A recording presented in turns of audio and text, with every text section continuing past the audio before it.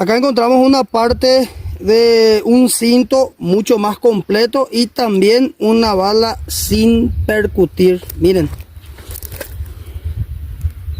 Estamos recorriendo acá en el Fortín Capitán Ramón Ábalos Sánchez, removiendo algunas partes, la arena, y miren lo que encontramos, gente. Cuántas cosas se encuentra acá. Vestigios de la guerra del Chaco. Miren lo que son estos. Hebillas de cinto. Miren. Hebillas de cinto de algunos soldados en el Fortín Capitán Ramón Ábalos Sánchez. Miren todas las cosas que ya estamos encontrando. Este, por ejemplo, parece la base de una lata, de algún recipiente de la época. Y miren acá, hebillas de cinto, balas sin percutir, balas que sí explotaron y un montón de cosas.